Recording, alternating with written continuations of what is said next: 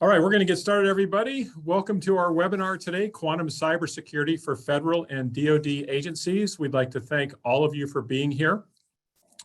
We have a great presentation for you today. Wanted to let you know that we'll have time for questions and answers at the end. You'll see that in Zoom, there's a way to hit Q&A on your screens, and you can type questions in, which will batch up at the end, and we'll get those answered from the experts. If we can't answer all of them, if you also put your email address in there, we'll be happy to get back with you directly on questions that we weren't able to get to. All right, let's get started. My name is Skip Sanzeri. I'm the co-founder and chief operating officer at QSecure. At QSecure, we are bringing post-quantum cybersecurity to government, commercial, and critical infrastructure entities, all in the line of national security. We'll go into a little bit about quantum computing here, but if you know about them, you'll know that they are extremely powerful machines and gaining more power every day.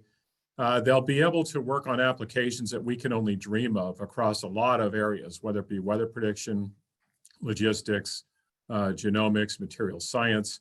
They have the capability to solve a lot of problems, but the first problem is these are going to be a platform for bad actors that can disrupt, steal, or cause harm.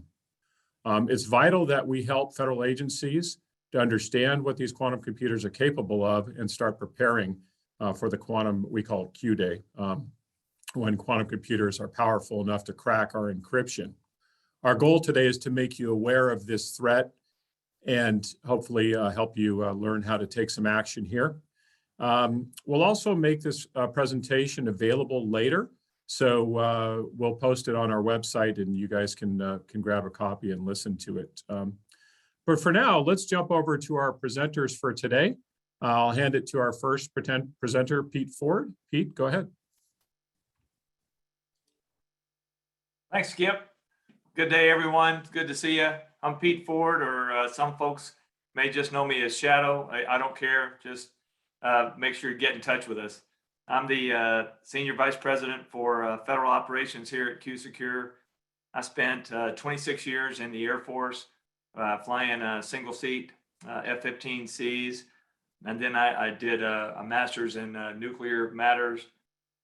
I spent a lot of time across most of the compartmented side of our government during those 26 years. I finished my Air Force time as a visiting scientist at Lawrence Livermore National Lab. The good news is I got to meet Aaron and Greg quite a bit before my time in the federal government was over. So it was great working with a set of pros that I already knew and know how smart they are. So I'm always trying to catch up to those two. During my time at Lawrence Livermore National Lab, I was already involved in a lot of quantum pieces and parts, but I really got familiar with it there with the entirely smart group of people on that 1 square mile. From there, I went as a defense industry executive at Northrop Grumman there in California, and then from there to Raytheon. During those times, everything from endo to exo-atmospheric weapons, information systems, you name it, as part of the defense industry part that I was working on. I actually got to sign the NDA with Raytheon and QSecure because I saw what QSecure was doing and started looking at what adversaries were doing in the quantum realm and recognized that we need to do something about this before Q-Day. IEEE recently came out and said this is the quantum decade, and you can tell in the last 4 to 6 months, this topic has really started to hit because we recognize just how significant the effort is. So it's great to be a part of this, and I'll turn this over to Greg. Greg, over to you, my friend.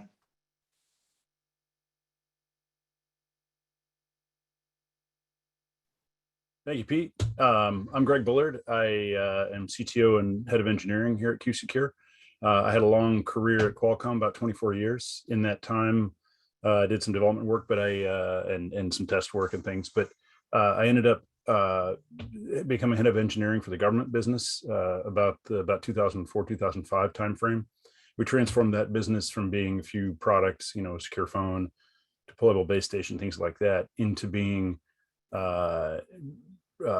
purely contract labor for the government. And it was nearly all at TSSCI. We grew the team from about 40 to 250 people.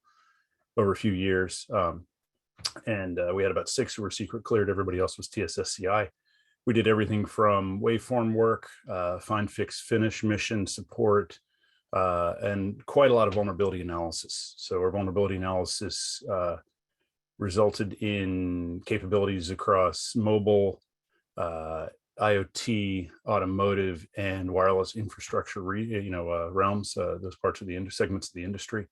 And we went ahead and did. I guess I better stop there. So quite a lot of impact there. I then incubated a services business where we were trying to protect information from the data brokers and the people who steal little bits of information from us every day on our digital devices. That was something that I did for the CEO, and we spent about 3 years on that, prototyping essentially a threat intelligence gathering system and a data protection system, and would have enabled a marketplace for people to sell their data. So, the ability to start doing transactional work in personal data. That was a little too early, and the CEO didn't have the money we needed to kick it off. So we decided to put it on the shelf for a period of time. I went over and became head of hardware engineering for security. So I was responsible for the architectures and attack and validation and all of that for the hardware security of the SoCs, of all the cell phone chips, and all the semiconductor products Qualcomm builds. So that was a interesting period. I did that for a few years, and also set up and designed and built their IP protection program. So they had not had much in the way of protecting their intellectual property from attack, from theft. We have quite a lot of folks in the world who want to steal the intellectual property. So that was a bit of a splash at times. I then had the opportunity to retire early. Did that about 3 years ago. Since then, I was consulting, and for one of the top EDA firms, I built them a strategic plan for their products and services for cybersecurity. I left one of those at Qualcomm as well, and decided, so that was a consulting job, took about a year. And then I was messing around with startups and very interested in the space of trying to protect bad things from happening, try to, keep our world secure and safe, not safe harbor bad guys and that kind of thing. So QSecure was a great fit for me. We're having a very interesting time here in the battle against Q-Day and the, deep investment that's going on to create a weapon there. And we want to be able to get these defenses deployed so we keep this nation and this world, the people of this world, safe. Aaron? Hey, good morning, everybody. Thanks, Greg. Looking forward to this talk today. I think you'll find some things interesting, at least I hope you do.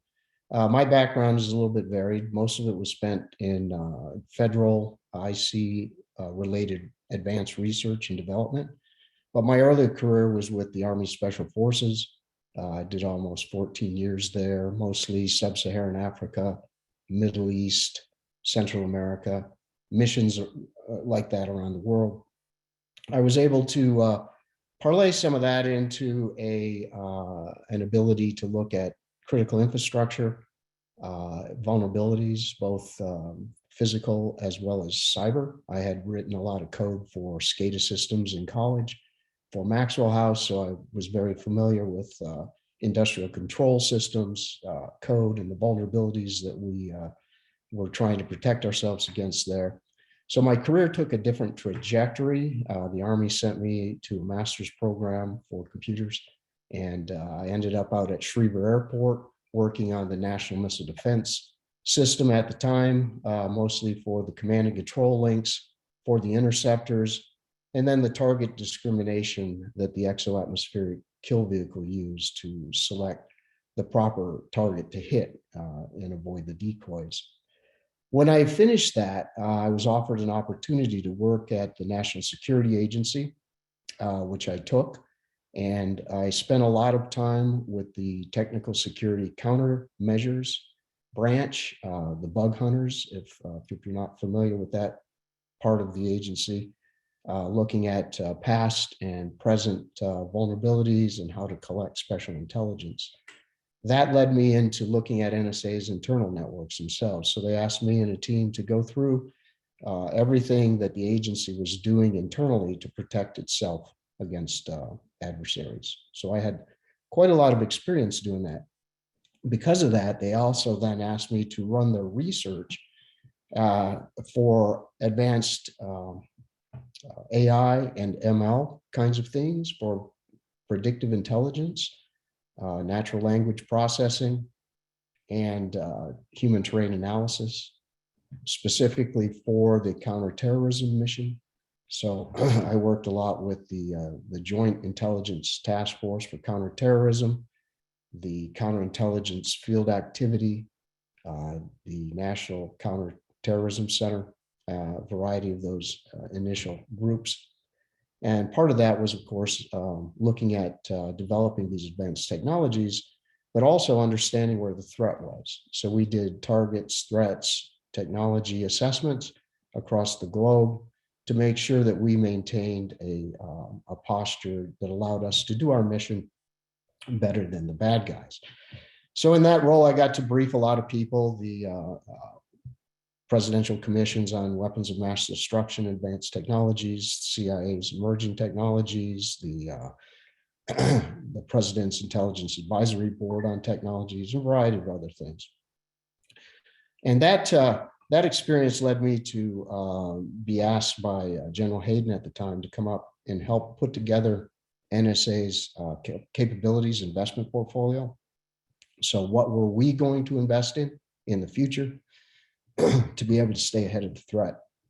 So I did that and then went over to Harrogate, which is in the United Kingdom, and was the chief systems engineer there.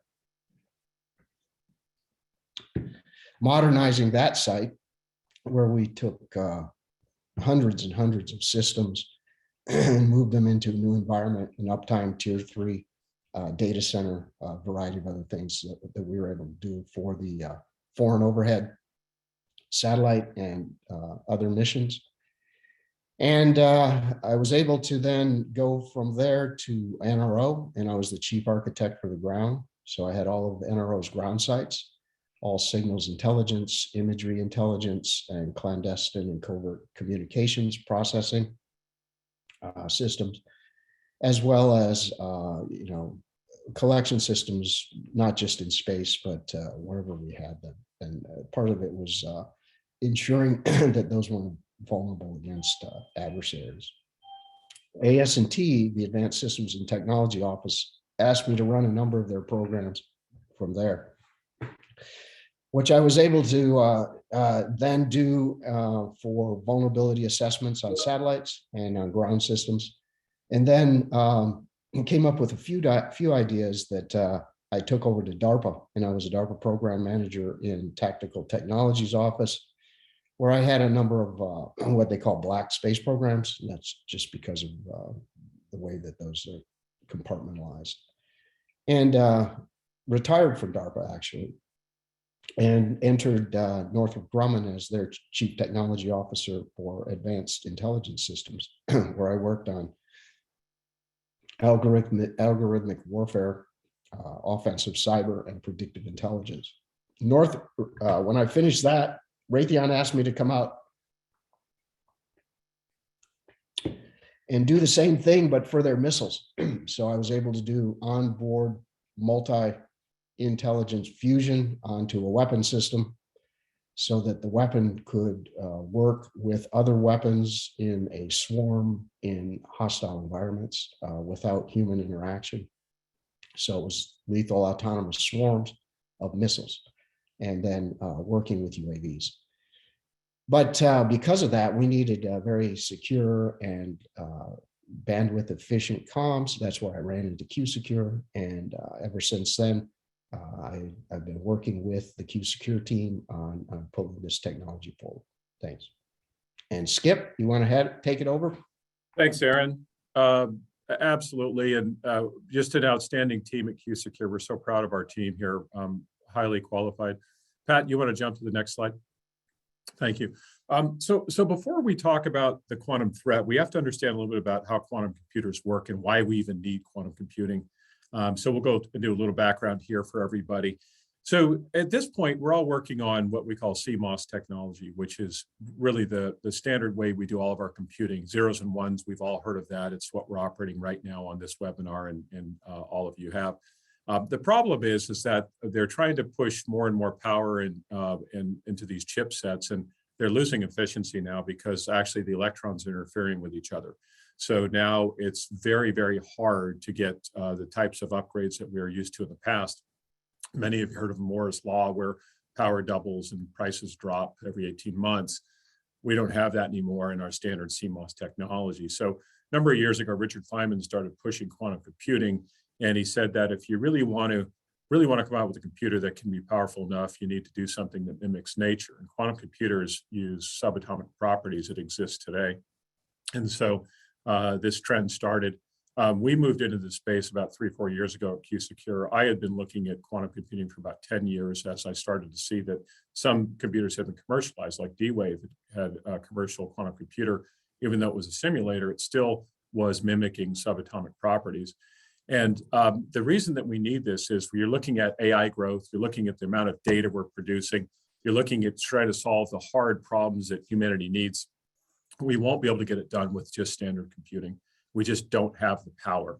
AI is exponentially increasing. The amount of data we're producing is more than we've ever produced in human history on a yearly basis now. We can't catch up with our standards. So quantum computers operate off of properties like superposition and entanglement. And let's talk about those for a second. So superposition means that a qubit or a quantum bit can be in any position and all positions at the same time.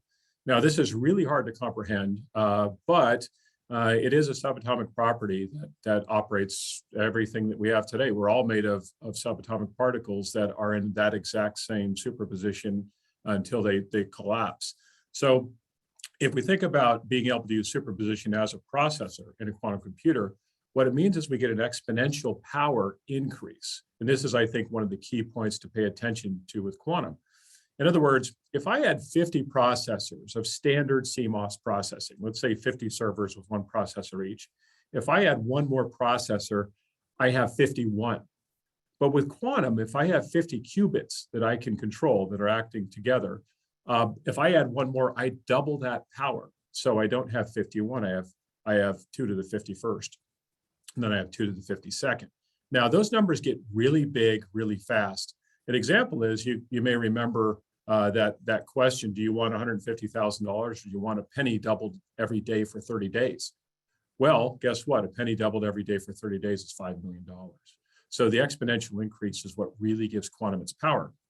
Another sort of data point, we're sort of in the 100 qubit era. In other words, folks like IBM and Google, Amazon, Alibaba, computers around the world that are working quantum have sort of hit the 100 qubit time frame, which means that they have the power of 2 to the 100th, assuming that these qubits, again, can operate together. We call that coherence, and noise is reduced. We'll go to that in a second. But even at 2 to the 100th, that is a number that is larger than all the compute power in the world today in one instruction set. 2 to the 300th. So a 300 qubit quantum computer would have more power than there are atoms in the known universe as a strict count. And the types of computers that we're going to see in, who knows, 2, 3, 4, 5 years could be in the 1,000 qubit era and larger to the thousands or 2,000s. Those are numbers we as humans just cannot figure out. I mean, 2 to the 2,000s, I don't even know how big that is. But one thing we do know is that our security that we use today is based on a single transaction. So all the security that all of us are using on the internet, public key encryption, this includes what we're on right now on this webinar, is simply one transaction which is factoring a large number. So if you can factor that number, you can break this encryption. Now those numbers are big. So for classical computers, it takes 10,000 years to never to be able to crack those. Very, very difficult. Those have withstood, for the most part, they've withstood the test of time. We've had breaches, of course, in a variety of ways, but generally public key encryption works against classical computers. The problem is with quantum computers, remember that exponential effect? Well, if you have a qubit or 2 qubits for every number in that factorization, you will crack that number. And what can happen, of course, is now that single transaction is broken down And Peter Shor wrote about this in a paper, and he wrote the math that said quantum computers will break our current encryption. That is going to happen. These machines have that kind of power. And when they get there, we won't know about it. It's going to come on fast. So all of the encryption and all of the devices in the entire world have to upgrade. This will be the largest upgrade cycle in computer history. And this is why it's such a threat, because when they come online, they will knock down all that encryption. Some people say, well, so what? That's 3-5 years away. I'm not worried about it. The problem is that it is a today, a now issue. And the reason is because data is getting stolen. It's getting exfiltrated off of our servers. Now, what's happening is nation states are sitting on that data, and they're going to store that data for the time when they have a quantum computer with enough power to decrypt. That will happen. And a lot of that data has to last 50 and 75 years. You think of military and government secrets, healthcare, banking, personal information, things like social security numbers, those last a lifetime. All of those will be decrypted. So today somebody can steal the data, listening in on communications, and they would sit on it. But later that data will be used as it'll be weaponized. And this is going to be a big problem. So quantum computers in a nutshell will break our cryptography. The world has to upgrade, and QSecure is working on helping federal agencies and commercial and critical infrastructure make that upgrade process. With that, I'm going to hand right back to Pete Ford. Pete. Thanks, Skip. So now that everybody's got at least one bachelor credit toward quantum computing, you're well on your way to PhD, which is where Skip is already running. Let's go to the next slide, Pat, please. I'd like to look at the positive before we talk about how quantum computing, quantum comm, and quantum sensing can be used in a weaponized fashion. The powerful piece of quantum computing is going to change. It will be an information revolution that Skip talked to. So the amount of wonderful things that will happen when we go from classical really into a bridged gap between classical and quantum computing is going to be tremendous. But it's important in our federal space that we continue to keep freedom free and can continue to hold what we hold dear. So I like to look at it going, hey, let's look at what's going to be a possible threat to us and be ready beforehand.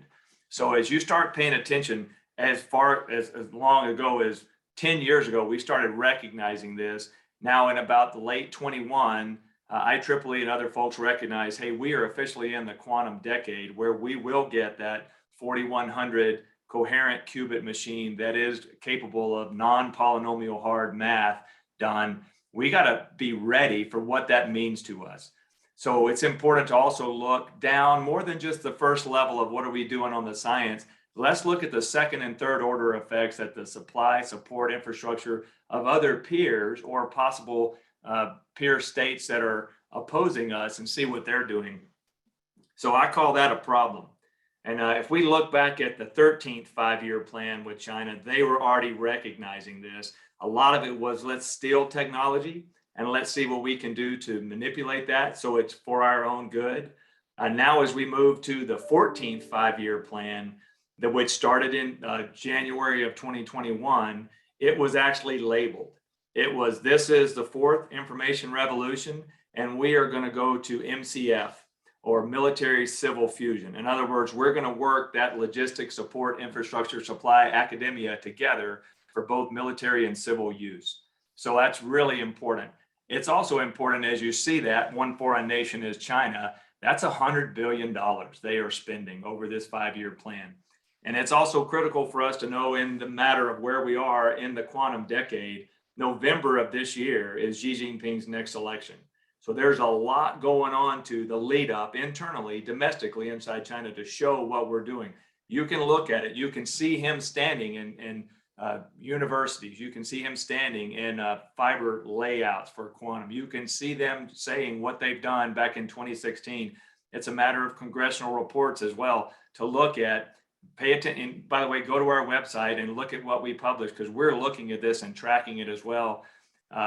We see what they're doing, and it's leading to, we are intentional about this. Our five-year plans ends in 2025, and we are going to go as far and fast as we can, including spending all the money, gathering 1,800 physicists, engineers, quantum specialists from around the world to make sure we're ready for this. The congressional report also mentioned, hey, we've got 2,000 to 2,600 kilometers, that's over 1,300 nautical miles of fiber laid in with quantum repeaters to keep our quantum comms and quantum computing continuing to move forward. So when Skip talked about things that are harvested, stolen, or stored now, it's with the purpose of we are going to uncover deep down inside of you your just-in-time logistics for your defense industry, your support infrastructure supply chain for your Department of State, Commerce, Labor, D&I.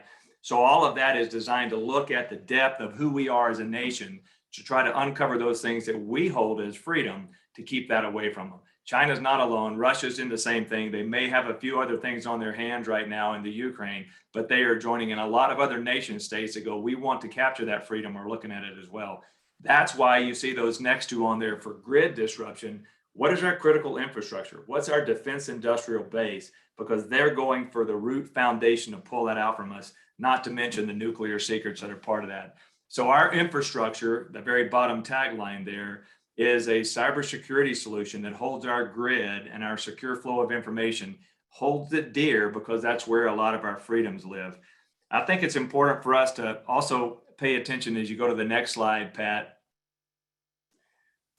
and how are we doing? And I look at that. We can look at our tactics, our techniques, our procedures, the operational plans, updates, all the things that we would normally do in a Department of Defense or national intelligence framework. And the following the money is the audits. Since 1990, we were supposed to do an audit. It took about 18 years to come out with that audit. The last two DoD audits in 2020 and 2021 basically said fail. We're not doing what we need to. We are not getting rid of legacy systems. We're not retiring systems when we should. We have unsupported encryption. We have 140 plus, and the number has gone up from 2020 to 2021, where we went entirely overgrown, wrong systems, 26 and 20, 28 now and 21. And there's more out there that we're not recognizing. We are open for failure and attack. We have expanding attack surfaces. We have legacy systems that we haven't retired. We haven't prioritized to get that grid structure and our information back in a level playing field that allows the freedom of maneuver, freedom of information, and the freedom of passage for our transport layers and everything else we hold dear to be successful. By the way, and when you follow the money, we're not funding it correctly either. That's why you see the white underneath there. That was the presidential memo that came out, NSM-8 or Executive Order 14028. It came out at TSSI. What we have is the unclassified version, and it basically says, thou shalt not and thou shalt. If you read through the whole piece of it, page 3 is very important because it says no more unsupported encryption. I mentioned in May 21, and I followed up beyond this, hey, I'm serious. I want zero trust architectures, and I want us to get rid of unsupported encryption across the government. In this one, it says, I want modernization, and I want a modernization plan. By the way, ODNI, S&T came out with something about 5 days before this 19 January and says, yes, here's the different threats that we see. All those are public reports that we have, but we were happy to share with you, or you can go find them on your own. All of this is pointing to we're coming to a critical injuncture.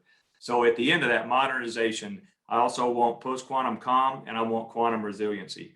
The key to it is the top tagline there is our defense and our national intelligence require that freedom of information with high bandwidth, low latency in a threat both before, after, and during. That way we not only know new attacks are coming, but we can counter and work our way through them. We have resiliency pre, mid, and post an attack. We know those data breaches are there and we're ready to attack back. We can also prevent all the losses, not just financially, but physically and militarily to our nation. So next slide, please.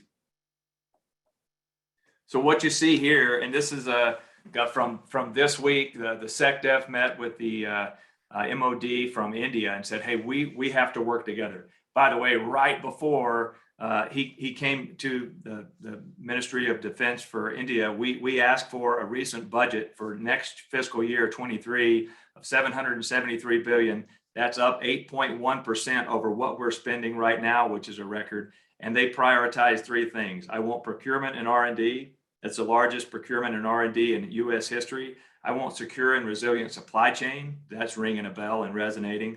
And this is the key to our Department of Defense just-in-time logistics support and infrastructure play. And the third one that ties with it is I need public to private cybersecurity without that unsupported encryption that I've had in the past. That's going to allow us to work with countries like India and other near peers that we're working closely with to put infrastructure in place to make sure that we're ready so that we don't see that continual overreach in the South China Sea. We don't see that we're not responding to dual use infrastructure that we watch China put up right on the border with India. So it's important to know internationally we're doing something. Domestically, there's two main bills, S-1260, and there's another one in the House, 1141, that is asking for and putting a focus on, and several $1 billion worth. We need to do something about quantum right now. We need to do it not just because of what it's going to do, but what it's going to do to make sure that we're ready for that and protected. And we're using the positive benefits to keep this in the hands of warfighters and people that are interested in doing the right thing for our nation. So we've covered all that. We all see the natural tit for tat that we have going back with other nation states. Now, the Endless Frontier Act is out and available. You can see the investments in national security associated with that. And I won't go too much more over that, but I will leave you with, we're a US founded and funded company, and we're interested in keeping that freedom as something we hold dear available. We need to do that with legacy systems. So the things that we're doing, the reason we're resonating, and you can see the QSecure initiatives we have, they're already getting in front of and with US government customers going, I can take that legacy system. I can give you quantum resiliency around asymmetric keys that are other wide open pipes to be stored or stolen or harvested. And let us give you some resiliency that keeps high bandwidth, low latency in the hands of people that are doing the right thing for our nation, warfighters, national intelligence players, state, commerce, labor, DHS.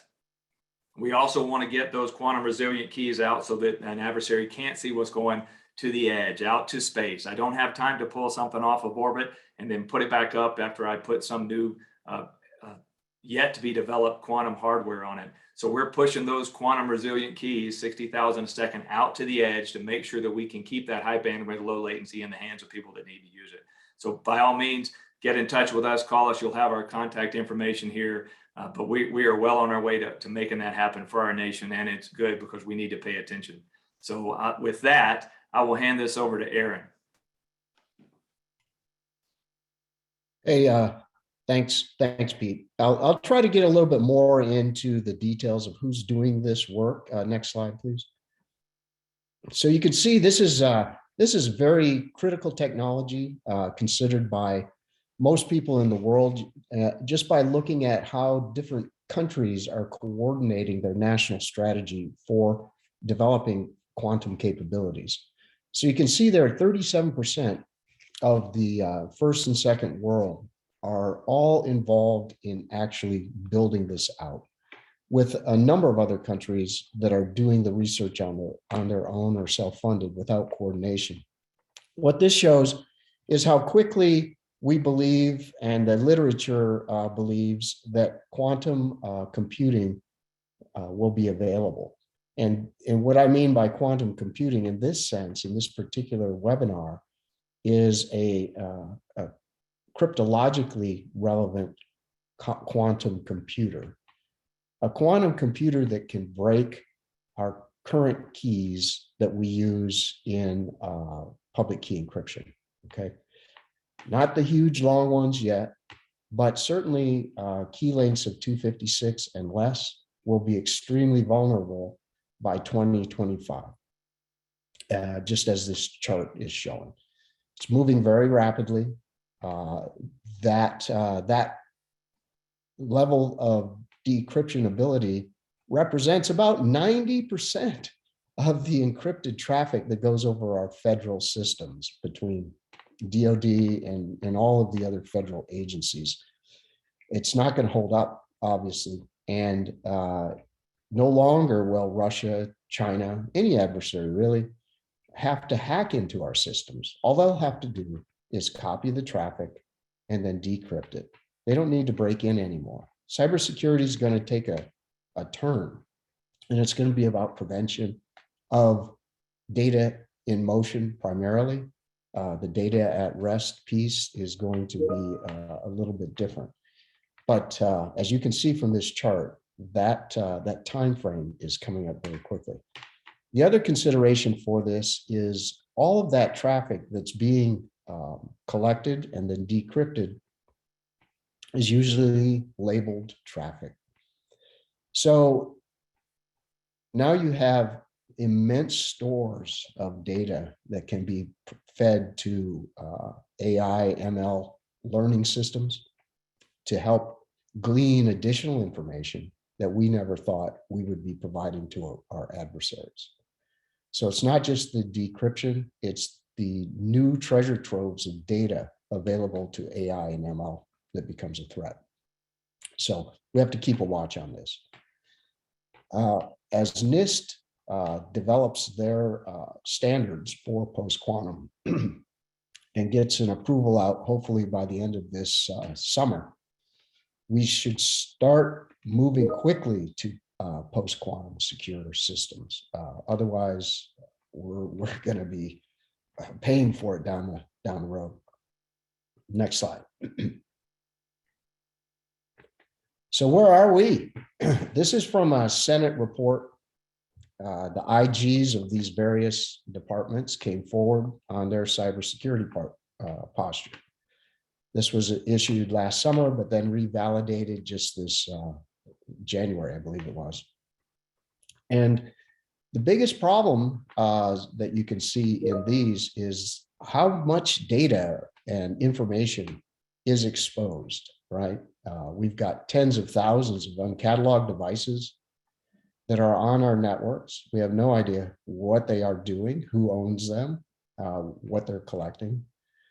Thousands of unauthorized shadow IT systems. You know, people put rogue software out there without going through any certification processes. And the CIOs find this out there and have a heck of a time getting rid of it. We also have thousands and thousands, tens of thousands of unauthorized accounts out there.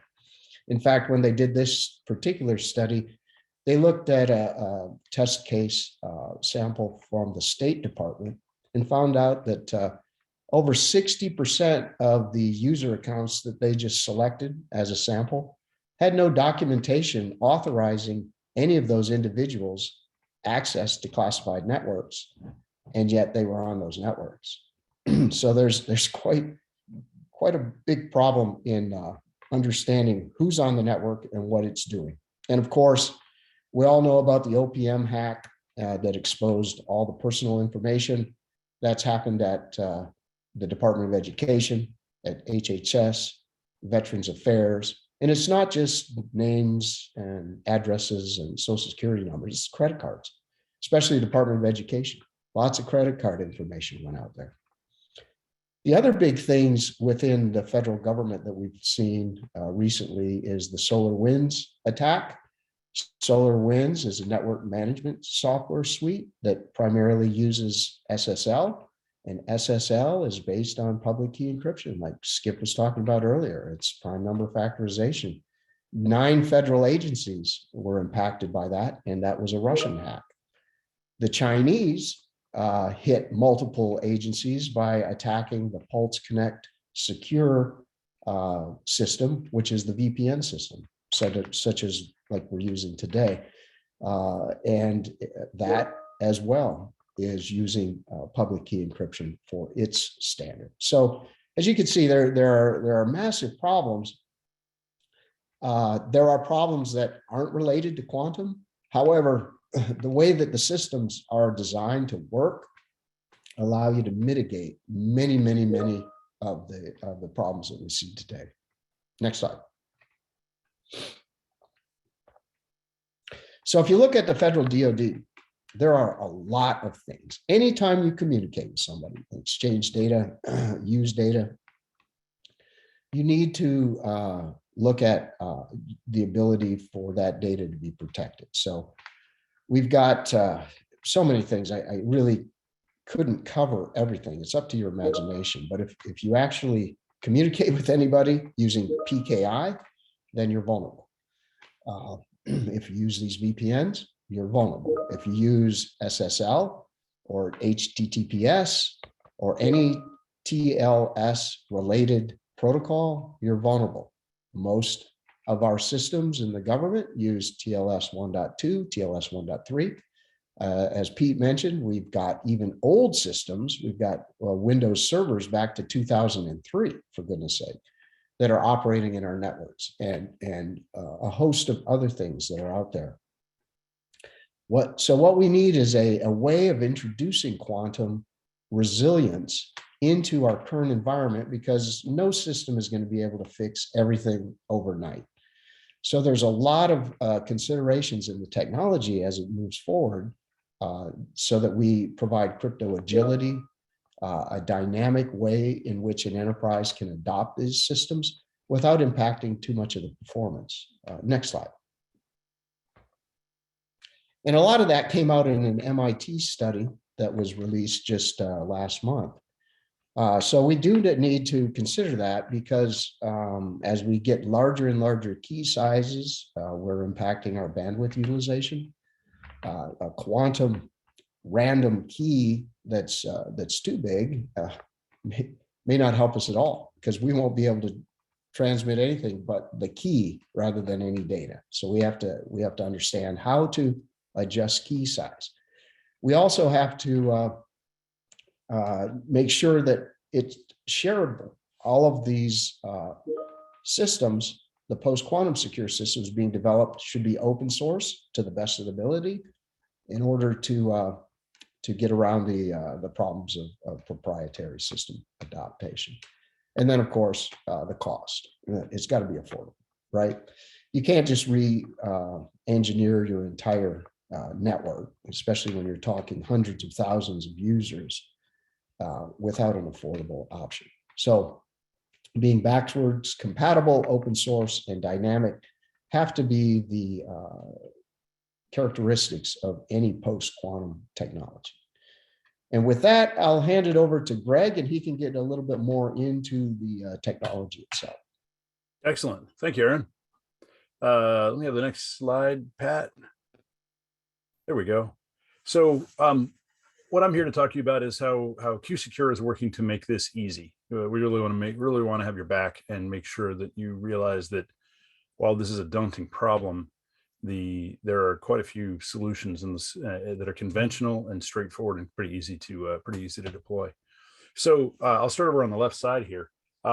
The parameters I think that we recognize are really necessary are that you have to have something that's strong, safe, and proven. You don't want to go pick up a proprietary algorithm or things like that.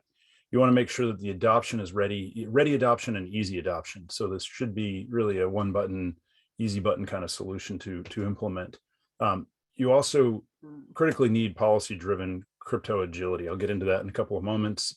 And then we think it's critically important that if you build something secure in today's environment, it does not remain secure. The attacks that are going on in the vulnerability analysis world are accelerating and increasing in complexity and capability every day. And so the solution to that is that you must monitor and defend your networks with live measures. So that's the fourth bullet there. Let's go back to the first one. So strong, safe, and proven really means standard algorithms, things that have been kicked around by the cryptanalysis community and validated by NSA, certified, et cetera. So that's the solution that we're going with. It's been a little bit of a challenge this last week. 2 weeks ago, we lost Rainbow as a candidate algorithm. Now the lattice-based algorithms are thought to be weakened based on a improved and enhanced attack deployed against them. So they don't seem to meet the metric any longer. My belief and perspective based on history is that cryptographic algorithms don't last forever. When new attacks do get built. So we'll talk about solutions for that in just a couple of moments. In our solution, we're leveraging as much open source as possible. Aaron made a good point. You don't want to be held captive by somebody who's got a proprietary piece of your system. So we are leveraging as much open source as possible and trying to fold that all together to make it easy to deploy. And that way you aren't dependent on proprietary. In terms of the quantum random number generator, current pseudo random number generators that are running in today's software and CMOS solutions are predictable. They are do not have sufficient entropy to sustain quantum attack. Those quantum attacks are increasing in their capability. So we may be moderately safe for a period of time, but it's not going to be that long. Quantum machines are fantastic at computing all values at once. And then, you can do some optimization to find the likely peaks. It just decimates the kinds of things that pseudorandom number generators do. So quantum random number generators are actually derived, they're certified open market devices. They're expensive. They use basically a photonic simple quantum computer that's unconstrained, and they generate randomness from quantum energy. So, and the other thing is that one of the things we do is we make sure there's a scalable capacity of keys. We will continue to add and increase our orchestrator in the network and the count of orchestrators to be able to handle whatever kind of capacity and demand you may deliver. Our solution is built from zero trust principles, least privilege, on and on. The goal there being that we're consistent with and supportive of the security that we need to install in our government systems, in our commercial systems to be able to deliver the safety that this nation and the world needs. Let's see, in terms of ready adoption, I'll switch to the next one. We are a software upgrade solution. You do not need to do hardware upgrade, and you do not need quantum computing to protect against quantum attack. You can use conventional algorithms, conventional platforms. We support nearly all platforms. If the platform can run cryptography today, it can run quantum resilient cryptography. The reason I qualify it as nearly all platforms is that there are some really dumb battery powered SCADA devices that can't actually run cryptography because their battery life and their whole math of compute versus battery won't support it. So that's about the limit. But you can do it on light bulbs and automotive controllers and everything else. It'll all fit in. And then we do it on nearly all networks. We'll run it on any packet-based network. Even short data burst communications that are on mobile and satellite networks. The only networks that we have not been able to figure out how to do yet are the ones with extremely short packet sizes that are, there's some very specialized little, just a couple of networks in that kind of territory. Let's see. One of the nice solutions is that this cryptography tends to perform like or better than today's crypto. Our solution does a few things that help you accelerate and reduce the compute time required to set up sessions. We can get into that more under an NDA. This is also a very low cost upgrade because you're talking about software patches or and some of our installers, quite a large number actually, are no install upgrades. They're upgraded by the live contact, the live traffic of the system. So that's a pretty helpful innovation that we've come up with, and it allows you to not have to worry about all those end users out there who need to be able to reach into your systems in a safe way. And then if you compare that against some of the other post-quantum solutions like quantum key distribution, that's a lot of hardware. It's a lot of hardware, a lot of complexity, a lot of fiber, and it's a little bit hard to take a fiber and connect it to your laptop or your mobile phone across all the planet. So this is an opportunity for us to run on top of the existing channel and bring that security and safety. Our orchestrator as well, which is the manager of the system, delivers the keying, delivers policy, and supports the monitoring. That can be something that we host, that we can do on-prem, so we can handle your classified networks and air-gapped networks and such. And it also can be cloud deployed. So that'll be available on all the favorite cloud company implementations and such. Let's switch down to the policy-driven crypto agility.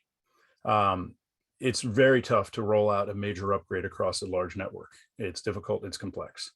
So what the policy-driven crypto agility allows is it allows the control and audit of cryptography usage. And what that'll let you do is do a phased rollout across your network.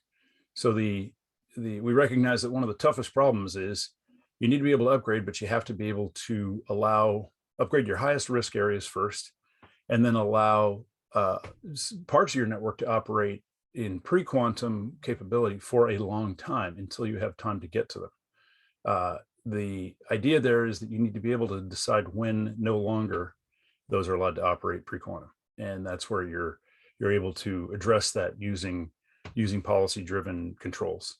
And so that'll allow you to age out the weak algorithms. It also actually delivers a great capability, which is, I see this as a moment in a continuum of time. The algorithms that we see down selected by NIST will fail, just like DES failed, and then triple DES failed. And now we're seeing our Diffie-Hellman and ECC crypto algorithms fail. They're failing because of quantum in this case, instead of different kinds of attacks. Our algorithms will fail. Hopefully we understand that failure before it becomes deployed. That's just a hope that the researchers are able to do that. Otherwise, we'll touch that in a moment. But the idea is that if you are seeing this as a point in time, the next time we have a failure, there will be candidate algorithms and we can turn those on. We can deploy readily and actively. My point here is you always need to be prepared to deploy the next algorithm, to turn it on, to be able to age out the old ones, et cetera. And that's why we think that the crypto agility is a future-looking upgrade feature to help secure you in the long term. Let's talk last about detection and active defense. So you must build it strong, and you must monitor and defend it. The solution is that we do a lot of sensing and tripwiring in our channel, in our software, and then work closely with endpoint monitoring entities to deliver detection to make sure that the endpoint that we're sending this valuable data to has not been exploited. And so, a favorite attack in the cryptography space is you wait till the data gets out of the channel and gets decrypted, and then you grab it when it's on the endpoint. So the goal is to bring a lot of the monitoring to really tighten that up.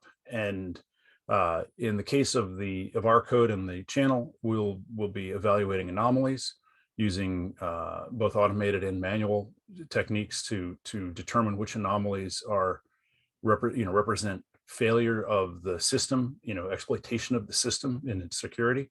There also can be configuration and usage errors and bugs and things like that. Those will also be processed and used to help tighten up the system. But the idea is to find the 0 day, the day it is deployed, the day it is put into the field and used to exploit a system. We want to notice it. We want to research it, hand it to the vulnerability analysis team, the attack team, get them to understand what the vulnerability was that was exploited, and we patch it, get it done as soon as possible. So along in support of that, while the team is developing patches, we have the opportunity to activate or recommend activation if we are not hosting. We'll recommend activation of countermeasures. That can be automated or it can be a manual recommendation. The countermeasures will be both components and capabilities in the software, as well as procedural recommendations. It may be time to shut down certain traffic if you find out that, just stop the system if you're likely to lose critical data. But the idea is that will be a negotiation and a recommendation into your SIEM or Security Operations Center teams, and they can make determinations about what is most important for the organization. And finally, from that, we develop threat intelligence, and the threat intelligence helps us guide those analyses. So I'm going to try to speed up a little bit here. We definitely on the right side, we cover on-premise servers, IoT and edge devices, all of your end user platforms, mobile, laptop, desktop, et cetera. And we cover your data warehousing, your databases, your data at rest encryption. So that is the solution at a high level. Happy to talk much more in depth. If I'm going to hand it back to you. Thank you, Greg. Thank you for the team for presenting. We're going to go through some quick Q&A here. What I would suggest, if possible, team, is let's try to keep answers to 1 minute or less, because we do have quite a few questions here to get through. Let's start, Greg, with you. Question, which encryption algorithms are more vulnerable to quantum power? Will key length make a difference? Yeah, so the number one attack is Shor's algorithm. The number two attack is Grover's. Shor's is fantastic at factoring and reducing the compute complexity of the two methods that are used for current public key encryption. What happens in a web session right now, HTTPS session, is your systems wake up, your client, your web browser that's on a laptop or whatever, calls into the server, and what it says is, okay, I have taken two prime numbers sufficiently strong, I've multiplied them together, and there's some math in there, but essentially the two prime numbers end up becoming the constituting the public and private key.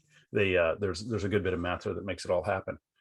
The idea is that public key you cannot derive and determine the prime numbers from that public key in an easy way. That is the foundation that public key cryptography is built on right now. Quantum and Shor's algorithm blow it up. They'll be able to, the expectation is with a few thousand qubits, they'll be able to destroy that assumption, basically factor those numbers into the private elements in about 20 seconds of compute time on a quantum computer. Right now it's in the thousands of years territory. So that ECC, elliptic curve cryptography, has some similar weaknesses to quantum computing. Both are used today. ECC is a little more favorite, but it does abbreviate those very, very fast. If you double the key length, it doesn't make a big difference. It's just a little bit more time for the quantum computer. You can't count on cryptography that can be broken in an hour or 10 days or 2 weeks or a few months as strong any longer, because it just doesn't, the data has a longer persistence time, longer perishability than that. So what happens in our web sessions is you get this public key exchange, and then you formulate a private key. And the private key is what gets used for the bulk encryption, the symmetric encryption, because that's a much more efficient algorithm, makes the latency better. So we've actually been building a demo where we have weakened the primes, because the only quantum computer we have is a simulator, and it can only do about 38 qubits. So we've got a demo where it's too short in primes, but it cracks right open. You can get the private key. So that's the goal of what that's the number one goal of what we're trying to do. Real quick, Grover's algorithm is about reducing the complexity of symmetric key. It's going to be a little while before that's going to be something that we can't just double the key length and make it better. That's the current attack. So AES 256 is considered quantum strong. There will be some watching. It may be a few million qubits that can start to break that. We'll see what it looks like. So there's some work out of the scientific community, and then I'm sure we'll have more algorithms to solve that problem.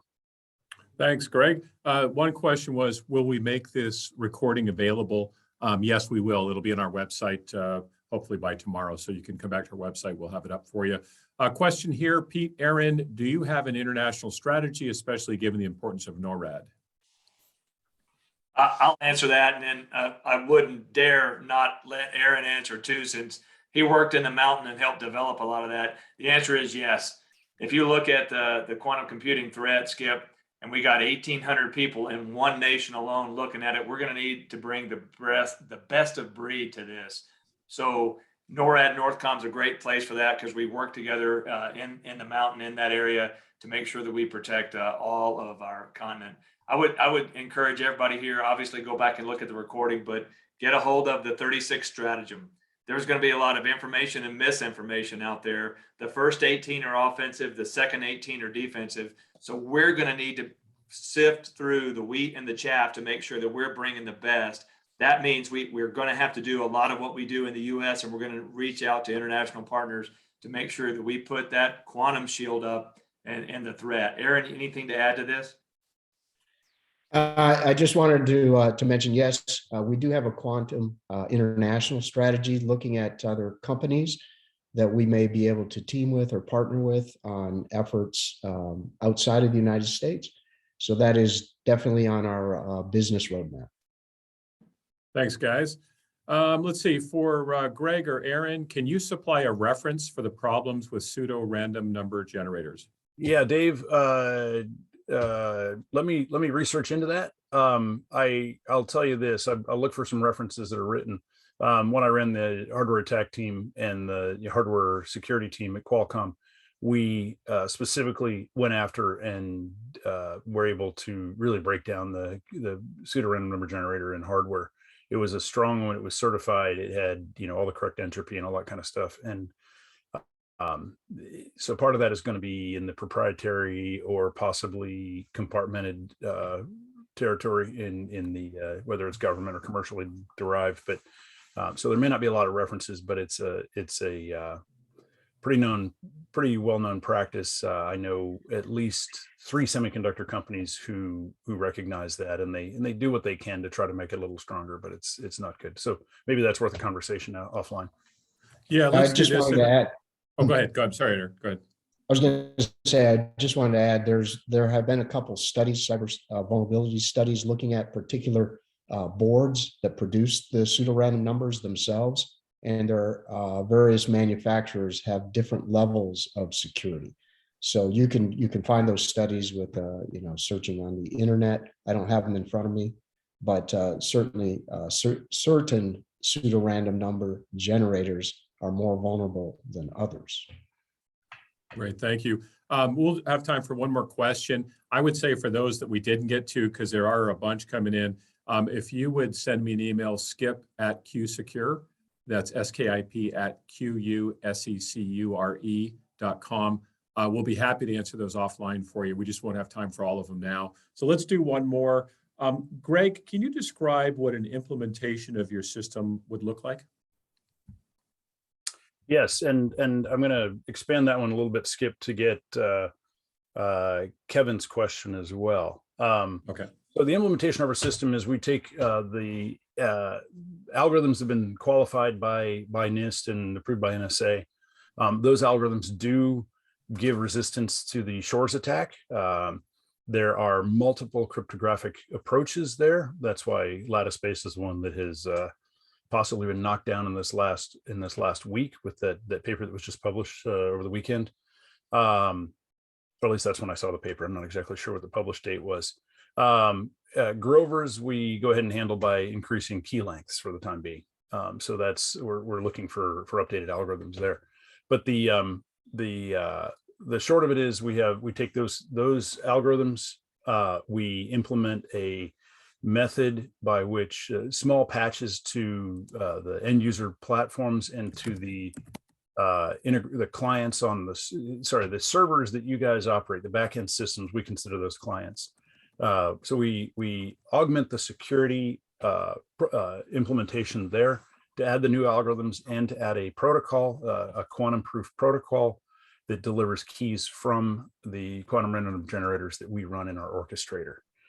We also make sure to deliver a small policy engine and element in that, and also it's the facility that enables the monitoring and detection of anomalies. So what it is, it's an orchestrator which has on our side has a set of microservices running. It is a variety of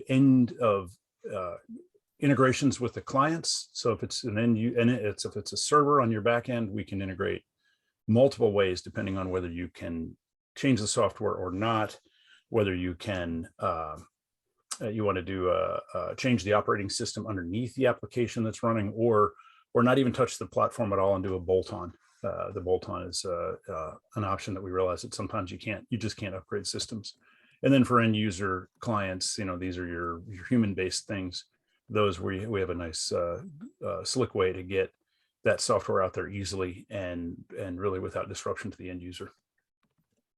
Great. Well, we're out of time, folks. Thank you so much for all who joined us today. Again, feel free to go to our website, qsecure.com, or send an email with further questions or for those that we didn't answer. I'd like to thank our panel, fantastic group today. Thank you, everybody. Have a great rest of your day. Thanks so much.